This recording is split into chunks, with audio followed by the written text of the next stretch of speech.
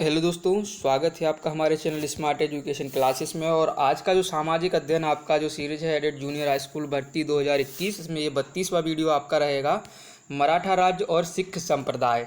ये आपका मध्यकालीन भारत का जो है लास्ट वीडियो है। इसके बाद आपकी सीरीज आएगी आधुनिक भारत की और जल्दी हम उसको समाप्त करेंगे। तो मराठा साम्राज्य पढ़ेंगे पहले हम, उसके बाद सिख संप्रदाय। वीडियो शुरू करने से पहले चैनल को सब्सक्राइब करिएगा अगर नहीं किए हैं, और वीडियो को लाइक शेयर किया करें, कमेंट भी किया करें कि कैसा लगता है वीडियो। चलिए, ये आपकी बुक्स हैं जिनसे आपको कंटेंट दिया जा रहा है। सबसे पहले हम थोड़ा नोट्स से आपका बेसिक क्लियर करेंगे और फिर हम जो है क्वेश्चन की तरफ चलेंगे। मराठा और पेशवा ये दोनों अलग अलग चीज़ें। चलिए, छत्रपति शिवाजी महाराज जो 1627 में इनका जन्म हुआ और 1680 तक इनका शासन रहेगा। मराठा साम्राज्य की स्थापना शिवाजी ने की मूल रूप से, लेकिन इसके पीछे भी आगे भी कुछ रहे हैं, लेकिन उतने इम्पोर्टेंट नहीं है क्योंकि आपको पेपर निकालना है। जन्म इनका 1627 में सिवनेर दुर्ग पूना में हुआ था। पिताजी का नाम था सयाजी भोसले। एक एक चीज़ इंपॉर्टेंट है। माता का नाम जीजाबाई, पत्नी का नाम साईबाई, और आध्यात्मिक गुरु पूछे जाएं तो लगाइएगा क्या, रामदास, याद रखिएगा। और इन्होंने अपनी प्रारंभिक शिक्षा अपने दादा कोणदेव से प्राप्त की, ये भी बनता है प्रश्न। 1657 में मुगलों पर पहला आक्रमण किया। उस समय औरंगजेब अहमदनगर का सूबेदार था और इस आक्रमण में औरंगजेब ने शिवाजी को पराजित किया था। ये भी चीज़ें आप याद रखिएगा। इसके बाद शिवाजी ने मुगलों के 23 किलों पर आक्रमण किया, ठीक है ना। ये कहना था कि शिवाजी जो थे कभी डरते नहीं थे मुगल से। और 1664 में शिवाजी ने सूरत की पहली लूट की, ठीक है ना। इनकी दो आगे हम आपको नीतियाँ पढ़ाएंगे, गुरिल्ला और छापामार युद्ध नीति, जिनके जरिए ये आक्रमण करते थे। 1665 में औरंगजेब के सेनापति जयसिंह ने जो है शिवाजी पर आक्रमण किया और 1665 में होती है आपकी पुरंदर की संधि शिवाजी और जयसिंह के मध्य। इस संधि के बाद जयसिंह ने शिवाजी और उनके पुत्र संभाजी को औरंगजेब के दरबार में पेश किया, परंतु उन्हें गिरफ्तार कर आगरा जयपुर भवन में रखा गया। क्यों रखा गया? क्योंकि जब जो है औरंगजेब को ले गए, औरंगजेब ने इनको बुलाया जयसिंह के माध्यम से, तो शिवाजी और इनके पुत्र चले गए। लेकिन जब उन्होंने देखा, मतलब औरंगजेब ये देखकर चकित रह गया कि ये मतलब हमारे दरबार में खड़े हो और ऐसे खड़े हैं जैसे इनका मतलब ये इनका राज हो, तो ये इसको अच्छा नहीं लगा और उसने उनको गिरफ्तार कर लिया गया। लगभग 1.5 वर्ष बाद ये 1.5 वर्ष तक कैद में रहे और 1670 में शिवाजी ने दोबारा सूरत की लूट की, यानी कि वहाँ से निकल आए थे। और 1674 इम्पोर्टेंट है, शिवाजी का राज्याभिषेक कहाँ पर हुआ? रायगढ़ में ये राजधानी बनी और रायगढ़ के किले में गंगा भट्ट पुरोहित के द्वारा किया गया। किसने किया था? गंगा भट्ट पुरोहित ने।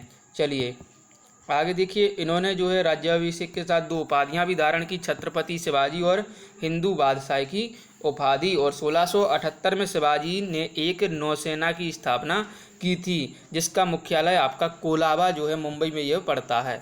और इसके अध्यक्ष थे दरिया सारंग। इसके अध्यक्ष को क्या कहते थे? जो पद होता ना, तो उसको दरिया सारंग कहा जाता था। दरिया का अर्थ ही होता है आपका जल।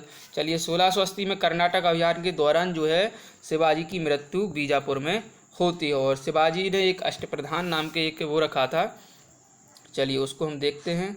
अष्टप्रधान में 8 लोग होते थे। सबसे पहले होते थे पेशवा बड़े, जिन्हें हम प्रधानमंत्री कहेंगे। अमात्य जो भू राजस्व के मंत्री थे, और सुमंत जो विदेश मंत्री होते थे। सर्य नौबत आपका सेनापति पद होता था। और बाकियान ये 20 ये सूचना मंत्री का पद था। और सूरन 20 ये पत्राचार मंत्री होते थे। और पंडित राव ये धार्मिक कार्यों का मंत्री होते थे। और न्यायाधीश जो होते थे ये विधि कानून मंत्री होते थे। इसके बाद देखिए, बात करें संभाजी की, तो 1681 में संभाजी औरंगजेब के खिलाफ विद्रोह में अकबर की मदद इन्होंने की थी। और 1689 में औरंगजेब ने जो है संभाजी पर आक्रमण करके उनकी हत्या कर दी और उनकी पत्नी ईसूबाई और उनके पुत्र साहू जी को ये गिरफ्तार कर लिया गया। औरंगजेब कब? 1689 में। चलिए इसके आगे चलेंगे हम। तो संभाजी के भाई आते हैं जिनका नाम है राजा राम। एक सेकंड, ये ब्लर आ रहा होगा, हो जाने दी, हो गया सही।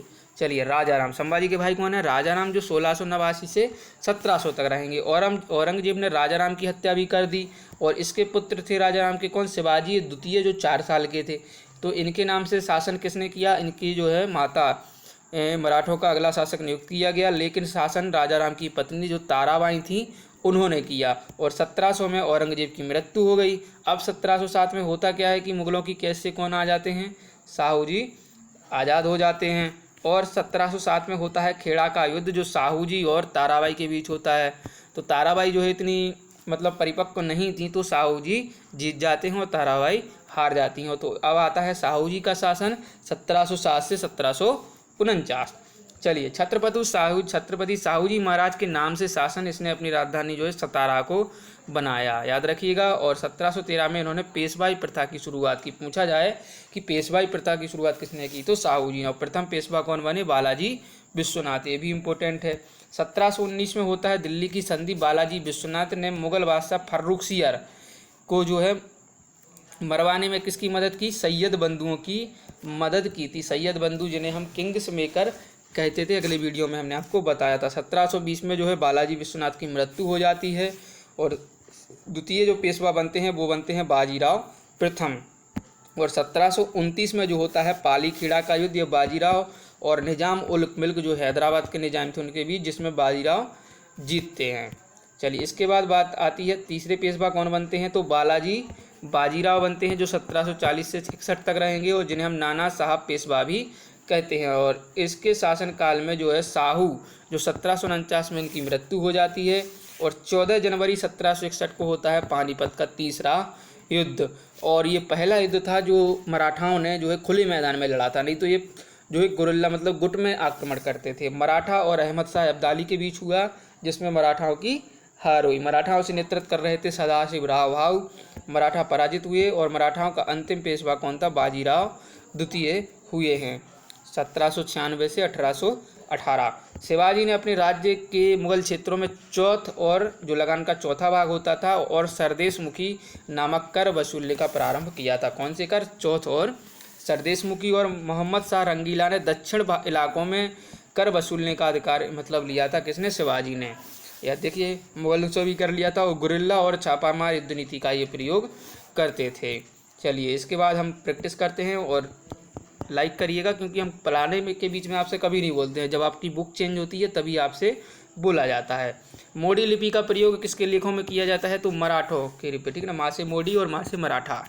चलिए, सरंजामी प्रथा का संबंध किससे है, तो मराठा के भू राजस्व प्रथा से। और मराठा साम्राज्य में शिवाजी के प्रशासन में मंत्री परिषद को जो है अष्टप्रधान कहा जाता था। शिवाजी ने अपनी राजधानी रायगढ़, जहाँ पर इनका राज्याभिषेक हुआ था, गंगावट के द्वारा। चलिए, तृतीय आंग्ल मराठा युद्ध में पेशवा जो है ने किसके सामने समर्पण किया था, तो ये था जॉन मेलकम। पानीपत का तीसरा युद्ध मराठा और अफगान शासक अहमद शाह अब्दाली के बीच हुआ, जो 1761 में लड़ा गया, जिसमें मराठा की पराजय हुई थी। 1700 में के आगे मुगल साम्राज्य के विरुद्ध संघर्ष का नेतृत्व किसने किया था, ताराबाई ने, जो मराठा संरक्षिका थीं और किसकी माता थीं, शिवाजी द्वितीय की। संभाजी के पश्चात मराठा शासन को किसने सरल और कारगर बनाया, तो वो थे बालाजी विश्वनाथ। और औरंगजेब की मृत्यु के समय मराठा नेतृत्व किनके हाथों में था, तो वो था ताराबाई के नेतृत्व में। और बीजापुर के सुल्तान ने अफजल खान नामक सरदार को वर्ष 1659 में शिवाजी को बंदी बनाने के लिए किसको, अफजल खां को भेजा, परंतु शिवाजी ने इसे ही शिविर में जाकर मार दिया, ठीक है ना। तो ये काफ़ी इम्पोर्टेंट है कि अफजल खां को उसने भेजा, लेकिन क्या हुआ कि शिवाजी समझ गए थे कि ये मारने आया है, तो उन्होंने जो है मार दिया था इसको। शिवाजी ने मुगलों को किस युद्ध में हराया था, तो वो था जो है सालहर या सलहेर का युद्ध। इसके बाद शिवाजी के अष्टप्रधान को एक बार पुनः रिवीजन करते हैं, जितनी बार पढ़ेंगे उतने आप निखरेंगे। ये आपके भीमराव अंबेडकर भी ने भी कहा है कि शिक्षा वह सिरनी का दूध है, जो जितना पिएगा वो उतना दहाड़ेगा। तो इसमें हमें कभी भी कमी नहीं करनी। एक साइड मंत्री दिए हैं, एक साइड उनका विभाग। तो मजूमदार हुए हैं अमात, ये एक वित्त मंत्री थे। सुमंत और दबीर क्या होता था, विदेश विभाग तथा दरबारी शिष्टाचार। और शुरू नबीस या चिटनिस जो सचिव कहते हैं, तो वो पत्राचार विभाग देखते थे। और इसके बाद पेशवा जो प्रधानमंत्री थे और अष्टप्रधान का प्रमुख होते थे पेशवा, और जो समस्त प्रशासन का निरीक्षण करते थे। यह कि नागरिक व सैनिक मामलों के सर्वोच्च अधिकारी होते। तो बात थी प्रधानमंत्री या पेशवा की, तो सर्वोच्च होते थे। बाकी नवीस मंत्री ये आधुनिक गृह मंत्री हम जिन्हें कह सकते हैं। न्यायाधीश ये आपके न्याय विभाग देखते थे। सेनापति या सरनोवास ये सेना का प्रधान होते थे। और पंडितराव धर्म व दान विभाग को देखते थे। अब देखिए ये अपनी जीएस वाली अगली बुक, मराठा राज्य और संघ की बात करें तो मराठों के उत्कर्ष के क्या क्या कारण थे। धार्मिक चेतना थी इनमें, भौगोलिक सुरक्षा ये काफ़ी रखते थे, राजनीतिक जागृति थी और उच्च नेतृत्व की शक्ति थी, ये काफ़ी इम्पोर्टेंट था। शिवाजी ने मुगलों को हराया था सलहार के युद्ध में 1672 में, ठीक ना। शिवाजी का जन्म हुआ था 1627 में ठीक है ना, ये आपकी एग्जिट डेट है। वह सेनानायक कहाँ पर, शिवनेर के दुर्ग में। वह सेनानायक जैसे बीजापुर के सुल्तान ने 1659 ईस्वी में शिवाजी को दबाने के लिए भेजा था, तो वो थे अफजल खां। आप एक आपकी यूपी में बुक है तो उसमें देखिएगा तो मतलब शिवाजी से 3 गुना बड़ा दिखता है वो आदमी, ये अफजल खां। देखिएगा, कभी गूगल भी करके देख सकते हैं। शिवाजी मुगलों की कैद से भागने के समय किस नगर में कैद थे, तो वो आगरा में रखा था उनके लिए। शिवाजी की राजधानी रायगढ़ थी। शिवाजी का छत्रपति के रूप में औपचारिक राज्याभिषेक रायगढ़ में हुआ था 1674 गंगावट के द्वारा। शिवाजी के गुरु रामदास थे। अष्टप्रधान नामक मंत्री परिषद थी मराठा प्रशासन में, और शिवाजी के समय सरनौबत का पद संबंध था सैन्य प्रशासन से। शिवाजी के अष्टप्रधान में समस्त विदेशी मामलों की देखरेख सुमंत के द्वारा की जाती थी। चलिए नेक्स्ट बढ़ेंगे। संभाजी के बाद मराठा शासन को सरल और कारगर बनाया किसने, बालाजी विश्वनाथ ने। ठीक है, और पेशवाओं के शासन का सही क्रम क्या है, बालाजी विश्वनाथ, उसके बाद बाजीराव, उसके बाद बालाजी बाजीराव, और उसके बाद माधवराव आए थे, सही कालानुक्रम। ठीक है ना। संभाजी के बाद राजाराम के बाद शिवाजी द्वितीय जो आपकी ताराबाई शासन करती हैं, उसके बाद छत्रपति साहू जी ये छूट के आ जाते हैं औरंगजेब के मरने के बाद। मराठा साम्राज्य पेशवा की अध्यक्षता में एक परिसंघ बनाया 1785 ईस्वी में बना था। औरंगजेब की मृत्यु के समय मराठा नेतृत्व कौन कर रहा था, ताराबाई कर रही थी शिवाजी द्वितीय के लिए। चलिए, और सरंजामी प्रथा संबंधित है मराठा भू राजस्व से। पानीपत की तीसरी लड़ाई किसने स्वयं देखी, ये मोस्ट इंपोर्टेंट कई बार आता है, तो काशीराज पंडित ने जो है युद्ध स्वयं देखा था। अब अहमद शाह अब्दाली के भारत पर आक्रमण और पानीपत की तीसरी लड़ाई लड़ने के तत्कालिक कारण किए थे कि वह मराठों द्वारा लाहौर से अपने वायसराय तैमूर शाह के निष्कासन का बदला लेना चाहता था, क्योंकि मराठाओं ने जो है लाहौर की एक जगह थी इसकी अब्दाली की, तो उस पर शासन किया था, यानी कि उनको उसको जीत लिया था। पानीपत के तीसरे युद्ध में मराठों को हराया था अफगान अब्दाली ने। पानीपत का तीसरा युद्ध लड़ा गया 14 जनवरी 1761। कम से कम 1761 तो याद रखें, लेकिन डेट भी आपको याद रखनी है, क्योंकि ये ऐसे युद्ध होते हैं जो काफ़ी प्रसिद्ध हैं। और मोडी लिपि का प्रयोग मराठाओं के अभिलेखों में किया जाता था। अब हम थोड़ा समझ लेंगे सिख संप्रदाय से, क्योंकि इससे क्वेश्चन बन जाते हैं ये, लेकिन आपके सिलेबस में स्पष्ट रूप से नहीं दिया गया, लेकिन हम इसे पढ़ेंगे क्योंकि हमें कुछ भी नहीं छोड़ना है। गुरु नानक जी ने अपना उत्तराधिकारी किसे नियुक्त किया था, गुरु अंगद को। याद रखिएगा, ये प्रश्न कई बार पूछे जाते हैं। पंजाब में अमृतसर नगर को स्थापित किया था गुरु रामदास ने। आपको इनको जो है अकबर ने ज़मीन दी थी। वह सिख के गुरु जिसे अकबर ने 500 बीघा ज़मीन दी थी रामदास जी को, और वह सिख के गुरु जिसने विद्रोही राजकुमार खुसरो की सहायता धन एवं आशीर्वाद से की थी, वो थे गुरु अर्जुन देव जी। 5वें गुरु थे, ठीक है ना। जहांगीर द्वारा इनको मरवा दिया जाता है। वह आदि ग्रंथ अथवा गुरु ग्रंथ साहिब का संकलन गुरु अर्जुन देव जी ने किया था। वह सिख के गुरु जिनको तत्कालीन शासकों द्वारा मृत्यु दंड दिया गया था, गुरु अर्जुन देव और गुरु तेग बहादुर, इन दोनों को, ठीक है ना। एक को औरंगजेब ने, एक को जहांगीर ने आपके। वह सिख के गुरु जिसकी मृत्यु के लिए औरंगजेब जिम्मेदार था, गुरु तेग बहादुर के लिए, क्योंकि इन्होंने दारा सिकोई की हेल्प की थी। और हेमकुंड, ताराकुंड तथा ब्रह्मा कुंड में से वह स्थान जिस पर एक प्रसिद्ध सिख गुरुद्वारा स्थित है वो है आपका हेमकुंड। और वह सिख गुरु जिनका जन्म पटना में हुआ था वो थे गोविंद सिंह, और वह जिनकी समाधि के कारण नांदेड़ गुरुद्वारा सिखों द्वारा पवित्र माना जाता है वो थे गुरु गोविंद सिंह जी। और गुरु गोविंद सिंह जी की महानता निहित है इसमें कि उन्होंने सिखों की सैनिक व्यवस्था का गठन किया था। और खालसा पंथ की स्थापना किसने की थी, गुरु गोविंद सिंह जी ने। और सिखों के अंतिम गुरु गुरु गोविंद सिंह जी थे। और बाद में इसके इन्होंने ही क्या आपके लिए मतलब उनके लिए गुरु ग्रंथ साहिब जो ग्रंथ है आज वो उनके लिए गुरु होता है सभी सिखों के लिए। बंदा बहादुर का मूल नाम क्या था, लक्षण देव या लक्ष्मण देव। और सिख साम्राज्य का अंतिम शासक कौन था, दलीप सिंह। ये भी इम्पोर्टेंट है। चलिए, ये भी स्लाइड इम्पोर्टेंट लगी तो हमने डाल दी आपके वीडियो में। सिख गुरु एवं उनसे संबंधित तथ्य। गुरु नानक देव जी किसके लिए प्रसिद्ध हैं, तो इन्होंने सिख धर्म की स्थापना की थी। ये सारे अपने आप में क्वेश्चन हैं। गुरु अंगद जी, इन्होंने गुरुमुखी लिपि जो आपकी पंजाबी भाषा की है उसके जनक कहे जाते हैं, गुरु अंगद जी। गुरु अमरदास जी, इन्होंने 22 गद्दियों की स्थापना की। गुरु रामदास जी, इन्होंने अमृतसर की स्थापना की। गुरु अर्जुन देव जी, इन्होंने हरमिंदर साहिब जिसे हम स्वर्ण मंदिर कहते हैं, गोल्डन टेम्पल का निर्माण, आदि ग्रंथ का संकलन भी इन्होंने किया था। और गुरु हरगोविंद जी, इन्होंने अकाल तख्त की स्थापना की। गुरु हरहराय, ये दारा सिकोई की सहायता की थी इन्होंने।